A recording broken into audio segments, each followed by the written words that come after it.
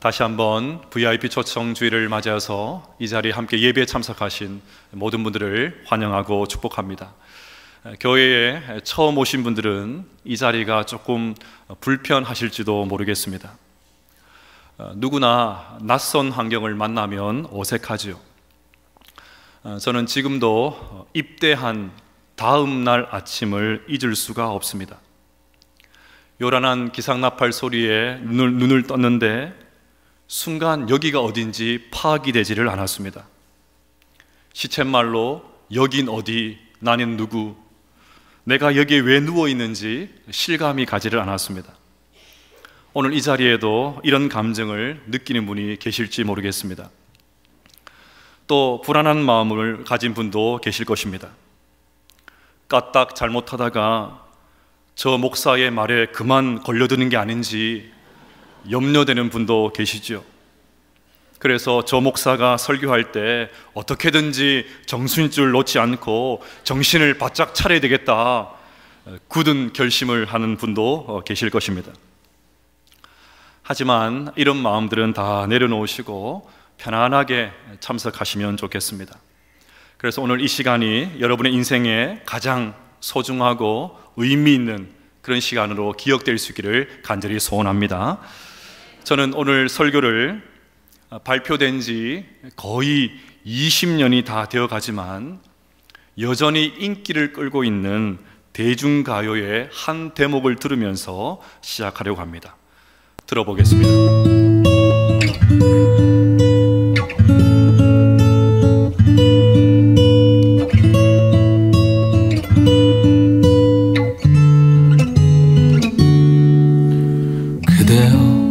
아무 걱정하지 말아요. 우리 함께 노래합시다. 그대 아픈 기억들 모두 그대여 그대 가슴에 깊이 묻어버리고.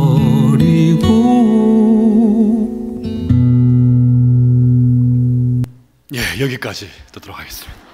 다 듣고 싶지만 시간 관계상 여러분 한 번쯤 다 들어보셨지요? 지금 들으신 대로 그대여 아무 걱정하지 말아요 라는 가사로 시작하는 이 노래는 지금도 큰 인기를 끌고 있습니다. 이유가 뭘까요? 남녀노소 할 것 없이 왜 사람들은 이 노래를 좋아하고 이 노래를 들으면서 위로를 받을까요? 이 노래를 부르는 가수는 걱정하지 말라고, 그것도 아무 걱정하지 말라고 하지만 우리 인생에는 걱정되는 일들이 너무 많기 때문입니다. 염려되는 일들이 계속해서 발생하기 때문입니다. 꼬리에 꼬리를 물고 걱정이 일어납니다. 그래서 이 노래를 들으면서 걱정 많은 이 세상은 이 걱정거리를 잠시 내려놓고 위로를 받으려고 합니다. 그러니 이 노래가 사람들의 인기를 끈다는 말은 다른 말로 하면 나는 위로가 필요하다, 그런 말입니다. 그만큼 또 위로가 필요하다는 말은 그만큼 우리 인생이 고달프다는 말입니다. 그만큼 우리 인간이 약하다는 말입니다. 세상을 살아가면서 우리 모두는 걱정이 많습니다. 이상하게 세상은 점점 발전하고 편리해지고 심지어 국민소득 3만 불을 넘기면서 선진국 이야기까지 나오고 있는데 나도 그렇고 주변에 있는 사람들도 그렇고 그 걱정과 근심은 더 많아진 것 같습니다. 사회가 발전한 것과 비례해서 우리의 걱정은 더 늘어만 가고 있습니다. 그러면 우리가 걱정하는 이유가 뭘까요? 여러 가지 이유가 있겠지만 결국 따져보면 미래가 불안하기 때문입니다.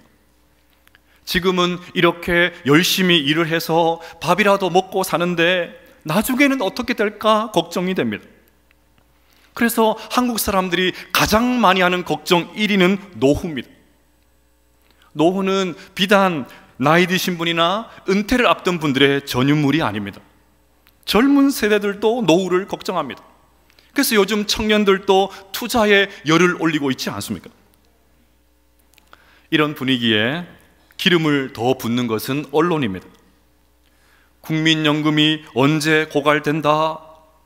노후에 최소 얼마의 돈은 있어야 살 수 있는데 그것을 갖춘 국민이 얼마밖에 되지 않는다?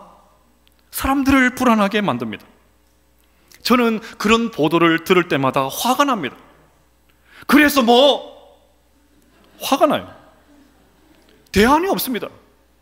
그냥 무책임하게 그런 말만 툭툭 던지니까 불안이 전염병처럼 사람들의 마음을 집어삼킵니다. 그러다가 어디 몸이라도 아프기 시작을 하면 덜컥 겁이 나죠. 그런가 하면 자식들에 대한 걱정도 많이 합니다. 자녀 걱정도 모든 세대가 다 하는 것 같습니다. 저는 올해 결혼한 지 20년이 되었습니다. 20년이면 제법 결혼 생활을 오래 했지 않았습니까? 그러면 저희 모친께서 저를 걱정을 하실까요? 안 하실까요? 네, 하십니다. 많이 하십니다. 요즘은 예배도 실시간으로 유튜브를 통해서 참석을 할 수 있죠. 지금 제 모친께서 이 유튜브를 통해서 예배를 보고 계실 것입니다. 얼굴빛이 조금만 안 좋으면 대번에 연락이 옵니다. 지난 여름 휴가 때 다른 목사님이 설교를 하니까 아니나 다를까 문자가 왔습니다. 내용을 그대로 읽어드리겠습니다. 아들, 아픈지 금요일도 설교 안 하고 오늘 아침에도 주일 예배 설교 안 해서 엄마 걱정돼서. 흔히 자식은 아무리 나이가 들어도 부모의 눈에는 어린아이라고 보인다 하는데 여기 계신 어르신들 정말 그렇지가 않습니까? 타지에 타국에서 지내고 있는 자녀들, 그들에 대한 걱정을 하루라도 안 하는 날이 없습니다. 젊은 부모들은 자식 교육에 대한 걱정을 많이 하죠. 결혼도 기피하고 결혼을 해도 자식을 낳지 않는 시대에 어렵게 자녀를 낳았는데 막상 놓고 보니까 어떻게 이 아이를 키워야 될지 걱정이 듭니다. 어떻게 교육을 시켜야 하나? 어디에서 살면 더 좋은 환경 속에서 아이를 양육할 수 있을까? 당장 맞벌이를 해야 되는데 이 아이를 누구에게 맡겨야 되나? 아이의 교육, 진로, 대학, 직장, 결혼까지 걱정할 일이 태산입니다. 또 청년들은 언제나 취업이 걱정입니다. 저는 뉴스를 볼 때마다 가급적이면 지방 뉴스를 꼭 챙겨봅니다. 언젠가 울산에 있는 인구가 계속 줄고 있다는 보도가 나왔습니다. 저출산도 한 원인이긴 하겠지만 청년들이 직장을 따라서 서울과 수도권으로 이탈하는 것이 결정적인 이유였습니다. 저도 서울에서 10년 살아보았지만 서울은 정말 사람이 많습니다. 여기도 작아 저기도 작아가 아니라 여기도 사람 저기도 사람입니다. 젊은 사람은 또 얼마나 많은지요? 그런데 지방은 일자리가 너무 없습니다. 명색이 광역시라고 하는 울산, 공업도시라고 하는 울산도 이렇다면 다른 소도시는 얼마나 더 하겠습니까? 청년들이 당장에 결혼할 엄두를 내지를 못합니다. 앞으로 어디에서 일해서 어떻게 살아야 되나? 걱정이 앞서는 것이 사실입니다. 최근에는 고독사가 사회적 문제로 대두되고 있습니다. 홀로 쓸쓸하게 생을 마감하는 분들이 매년 끊이지를 않습니다. 이미 오래전에 세상을 떠났는데 나중에 시신이 발견되었다, 그런 보도를 자주 접하지 않습니까?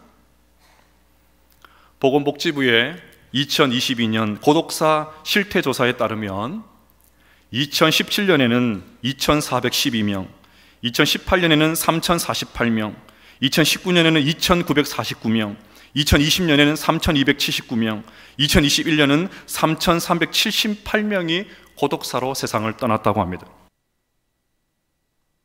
그래도 자식들 타지로 다 보내놓고 혼자 지내는 분들이 제법 계시죠. 그러니 이렇게 혼자 살다가 아무도 모르게 세상을 떠나면 어떻게 하나 걱정이 앞서는 것입니다.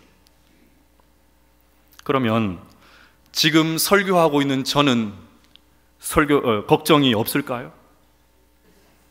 그럴 리가 있습니까? 당연히 있지요. 첫째 아들이 재수를 하고 있는데 수능이 이제 25일 남았습니다. 애써 태어난 척하지만 어떻게든지 올해는 원하는 대학에 가야 될 텐데 걱정이 됩니다. 저 뒷자리에서 앉아서 예배를 드리고 있는데요,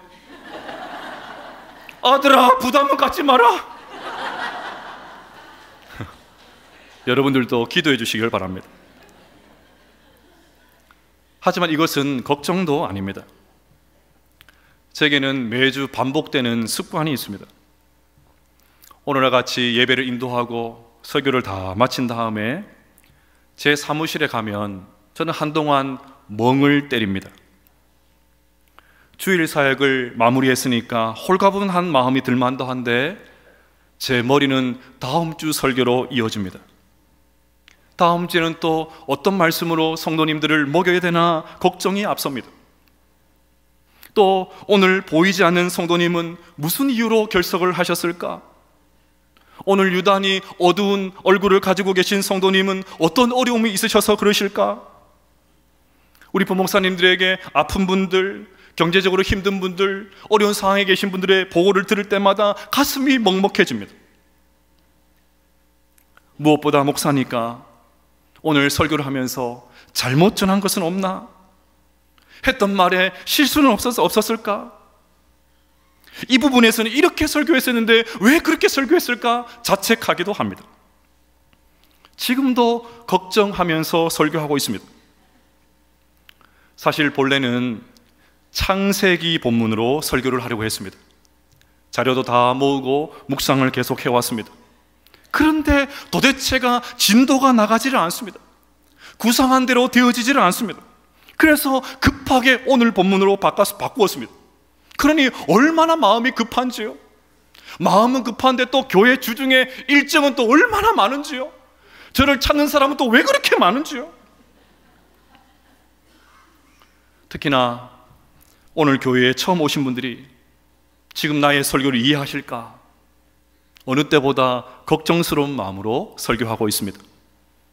여러분 이해가 되십니까? 예, 감사합니다. 그런데 우리만 걱정하는 것이 아니라 오늘 본문에 나오는 예수님의 제자들도 걱정하고 있습니다. 1절을 보시면 너희는 마음에 근심하지 말라. 여기서 너희는 예수님의 제자들입니다. 예수님께서 제자들에게 근심하지 말라고 하십니다. 그러니 이 말을 뒤집으면 예수님의 제자들도 지금 근심, 걱정하고 있다는 말입니다. 그러면 예수님의 제자들은 무엇 때문에 걱정하는 것일까요? 예수님의 제자들은 정든 고향과 사랑하는 가족들을 떠나서 3년 동안 예수님을 따라다녔습니다. 예수님과 합숙하면서 공동생활을 했습니다. 그들의 인생을 정말 송두리째 예수님께 다 바쳤습니다. 그러면 뭔가 손에 잡히는 것이 있어야 되는 것 아니겠습니까? 지난 3년에 대한 보상을 좀 받아야 되는 것 아니겠습니까? 그런데 예수님께서 하신 말씀을 듣고 있으면 기가 막힙니다. 요한복음 12장 23절부터 보시면 예수께서 대답하여 이르시되 인자가 영광을 얻을 때가 왔도다. 내가 진실로 진실로 너희에게 이르노니 한 알의 밀이 땅에 떨어져 죽지 아니하면 한 알 그대로 있고 죽으면 많은 열매를 맺느니라. 예수님은 입만 열면 죽는다고 하십니다. 십자가에서 죽는다고 하십니다. 그래서 이제는 너희들과 함께 있을 수 없다고 하십니다. 그 힘든 시간을 예수님 한번 바라보고 죽어라 여기까지 달려왔는데 예수님께서 그렇게 떠나버리시면 제자들은 어떻게 하겠습니까? 완전히 낙동강 오리알 신세가 되지 않겠습니까? 그래서 제자들은 근심 걱정하고 있습니다. 그런데 근심 걱정하고 있는 제자들을 향해서 오늘 예수님께서 말씀하십니다. 이것은 비단 제자들에게만 하시는 말씀이 아닙니다. 온갖 걱정으로 살아가는 우리에게도 하시는 말씀입니다. 그 예수님의 말씀을 같이 한번 읽어보겠습니다. 1절입니다. 시작. 너희는 마음에 근심하지 말라. 하나님을 믿으니 또 나를 믿으라. 아멘. 저는 이 말씀이 설교를 준비하는 내내 얼마나 위로가 되었는지 모릅니다. 중간에 설교 본문을 바꾸어서 마음이 급한 저에게 주님께서 이렇게 말씀하시는 것 같았습니다. 너희는 마음에 근심하지 말라.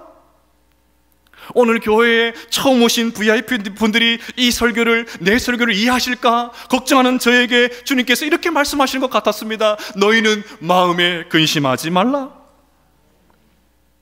저만이 아니지요. 온갖 걱정과 염려에 사로잡혀서 힘든 시간을 보내고 있는 여러분들도 이 주님의 음성, 너희는 마음에 근심하지 말라, 이 음성을 들을 수 있게 되시기를 주의 이름으로 축복합니다. 몸은 이 예배 자리에 나와 있지만 내일부터 마주하게 될 그 온갖 세상 일로 걱정하는 우리가 너희는 마음에 근심하지 말라, 이 약속의 말씀을 굳게 붙잡게 되시기를 주님의 이름으로 축복합니다. 자, 그러면 어떻게 하면 근심하지 않을 수 있을까요? 걱정하지 말아요 그대, 이 노래를 다 들으면 될까요? 근심하지 말자, 걱정하지 말자, 마음 먹는다고 될까요? 오늘 주님은 근심하지 말라 하시면서 하나님을 믿으니 또 나를 믿으라고 하십니다. 그렇습니다.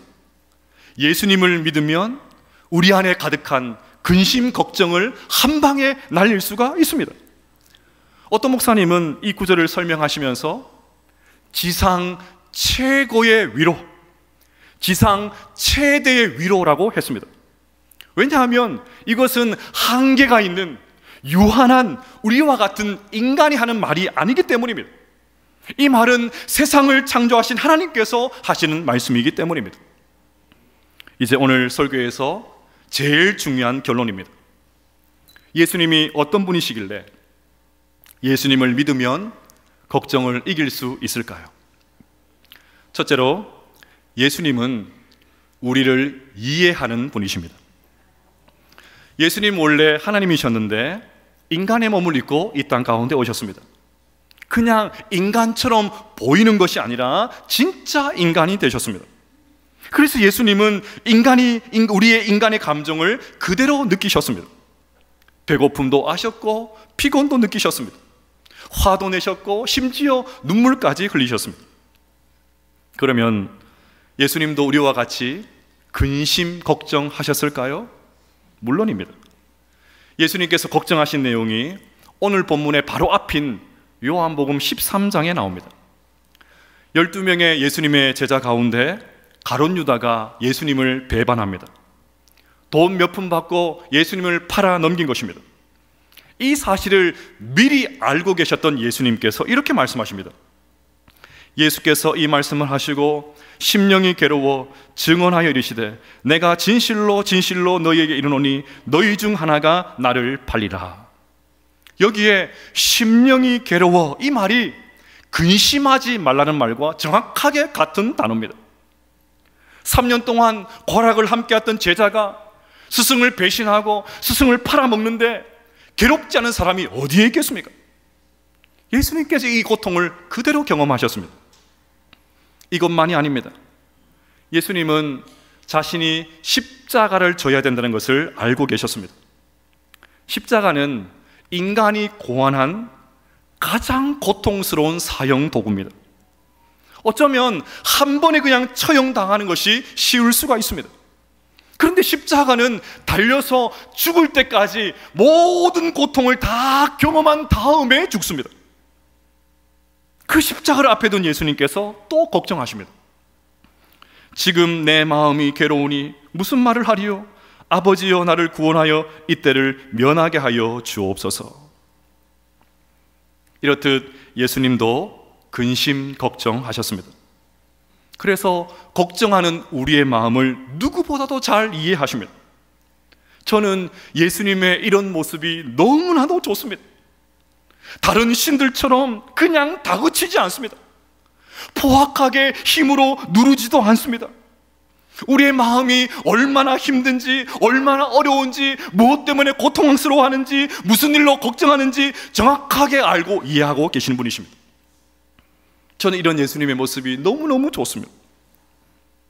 이 자리에 참석하신 우리 모든 분들도 우리를 이해하시고 공감하시는 예수님을 만날 수 있게 되시기를 주님의 이름으로 축복합니다. 둘째로, 예수님은 우리의 문제를 해결해 주시는 분입니다. 앞서 예수님은 우리를 이해하고 공감하는 분이라고 말씀드렸습니다. 그런데 이것은 세상에 있는 상담가들도 얼마든지 할 수가 있습니다. 그래서 세상에 가면 요즘 공감 그런 말들을 많이 하죠. 자녀들에게 말하기 전에 먼저 공감해 주라고 합니다.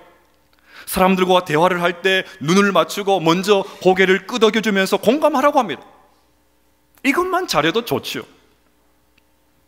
하지만 공감만으로는 문제가 해결되지가 않습니다.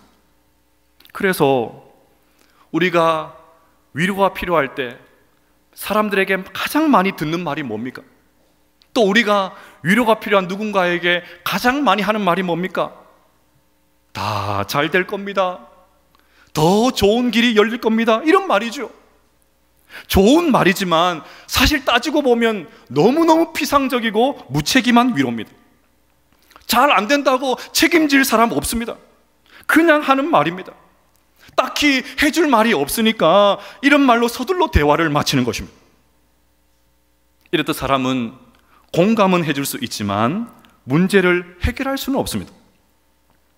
그런데 예수님은 우리를 이해하는 정도가 아니라 우리의 문제까지도 얼마든지 해결할 수 있습니다. 예수님은 걱정하는 제자들에게 나를 믿으라고 하십니다.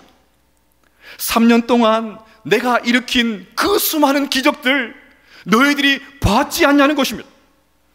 죽은 사람이 살아나고 거친 파도가 잠잠해지고 병자들이 낫고 도시락 하나로 5,000명이 먹는 그 현장에 너희들이 있었지 않냐는 것입니다. 그러니 나를 믿으라는 말은 너희들이 걱정하는 그 문제 내가 해결해 줄게, 그 말인 것입니다. 이런 측면에서 예수님을 믿는 사람들의 그 사람들이 가지고 있는 가장 강력한 무기는 기도입니다. 우리가 어려운 문제를 가지고 하나님 앞에 나와서 기도하면 하나님께서 응답해 주십니다. 저는 지난주에 생생한 기도 응답을 경험한 선교사님 한 분을 만났습니다. 이분은 지난 6월 30일 지주 막하 출혈 진단을 받았습니다. 여러분 들어보셨습니까? 지주 막하 출혈. 쉽게 말해서 뇌 동맥이 터진 것입니다. 이 질병은 통계에 따르면 35%는 그 자리에서 즉사하고 15%는 병원으로 이송하는 가운데 사망하고 나머지 50%는 심각한 후유증을 앓고 투병하다가 사망하고 정상으로 회복되는 것은 채 1%도 되지 않는다고 합니다. 너무 다급한 상황이어서 바로 수술을 해야 되는데 머리가 딱 터져버려가지고 아무리 사진을 찍어도 터진 부분이 확인이 되질 않습니다. 그래서 2주 동안 시체처럼 중환자실에 누워 있었어요. 그런데 이게 어찌된 일입니까? 터진 내 동맥이 다시 막혔습니다. 담당 의사가 이건 기적이라고, 어떻게 이런 일이 일어날 수 있냐고. 도대체 무슨 일이 있었을까요? 구급차를 타고 이동하는 중에 선교사님 아내가 너무 다급해서 미국에 있는 아들에게 전화를 했습니다. 상황을 설명했겠죠. 또 그 소식을 들은 아들이 출석하고 있는 교회 목사님에게 알렸습니다. 그 목사님이 교회 기도팀에게 이 소식을 알려서 합심 기도에 들어갔습니다. 그렇게 하나님은 성도들의 간절한 기도를 듣고 선교사님의 생명을 연장시켜 주셨던 것입니다. 여러분, 근심 걱정이 많은 세상입니다. 누구도 이것을 해결해 줄 수가 없습니다. 그런데 우리의 문제를 해결할 수 있는 분이 계십니다. 바로 예수 그리스도이십니다. 하나님 앞에 우리 모든 근심의 문제를 가지고 나와서 기도하게 되시기를 바랍니다. 그리하여 우리의 문제를 해결해 주시는 좋으신 주님의 손길을 경험할 수 있는 우리 모든 성도님들 다 되시기를 주의 이름으로 축복합니다. 마지막 셋째로, 예수님은 천국을 준비해 놓고 기다리는 분이십니다. 저는 오늘 설교를 걱정하지 말아요 그대라는 노래를 들으면서 여러 가지 걱정 이야기로 시작을 했습니다. 이 시간 여러분들 축복하기를 원합니다. 여러분의 근심과 걱정의 문제가 하나님의 도우심으로 말끔하게 해결될 수 있기를 주의 이름으로 축복합니다. 하지만 여러분, 노후를 완벽하게 준비하면 이 땅에서 천년만년 살 수 있습니까? 자식들 잘 키워서 자식들이 성공하면 자녀들이 영원 무궁하도록 그것을 누릴 수가 있습니까? 정말 좋은 직장이 우리의 미래를 보장해 주나요? 아무리 기적적으로 고침을 받아도 터진 내 동맥이 다시 막혀도 결국은 세상을 떠나게 됩니다. 다 잠시 이 땅에서 찰나로 누리는 것밖에 되지 않습니다. 솔직히 우리가 걱정하는 것 가운데 많은 지분을 돈이 가지고 있죠. 돈 때문에 염려하고 고민을 합니다. 돈 문제에 다 걸립니다. 하지만 인간의 근본적인 문제는 돈이 아닙니다. 건강도 아닙니다.